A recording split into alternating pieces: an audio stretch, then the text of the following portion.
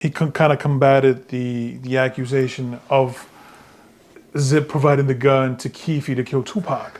Right, his son was saying that that never happened. Why would he? He made some sense, his son.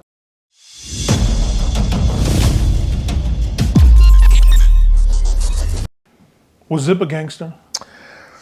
Zip was another guy who was very prominent. Let's just say he was prominent. What is that? I don't even know what He that was. means. He was well known. Zip, Right. Zip had a lot of juice, in the hood. Zip had a lot of juice in the neighborhood. I always talk about Zip because, you know, he and I always talked several times. But, you know, it was always respect with him. He wasn't Right.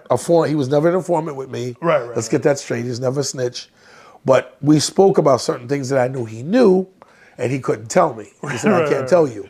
But we had mutual respect in a professional manner, where even when I retired and I saw him, he still respected me, you know, in that way, where I respected him because he was a street guy. But Zip was very, very connected to a lot of people. So let me what do you do gangster things? You know, I would say, when you use the term gangster, I would say he had more of an influence over a lot of people. Let's put it that way. Okay. He's more influential in his neighborhood. Nobody would mess with him. If you mess with, Zip was like an OG. Right? They call me an OG sometimes. Yeah. He's an OG in what he does and what he did. So he had a lot of respect from a lot of people. Not to say that people wouldn't challenge him, but Zip had a lot of respect. Okay. Because I was watching his son Eric Von Zip Jr. He did an interview on a platform, and he had said that he kind of combated the accusation of Zip providing the gun to Keefe to kill Tupac. Right, his son was saying that that never happened. Why would he? He made some sense, his son, about why would he go all the way out to LA to bring a gun or get a gun. But Zip had connections everywhere. So he was in LA, was like one of the places that he roamed a lot. You know, he was In Vegas. in Vegas. Yeah, he was there. You know, he was out. He was the guy that went out and lived the nightlife. He lived that entertainment life. So, but his son is saying something different. I never met his son.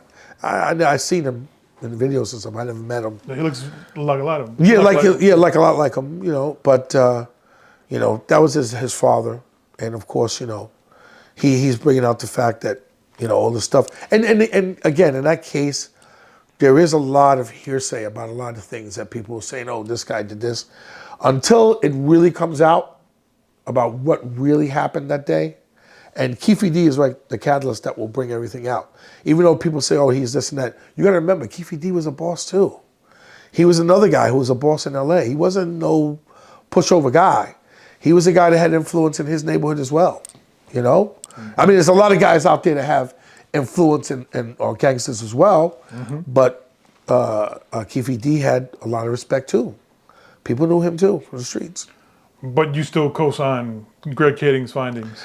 Greg Kading did a good case on this investigation. You know, he had that investigation, so I'm pretty sure he dug deep into it. So I'd have to say that he did a good job on it. So you put your stamp on it.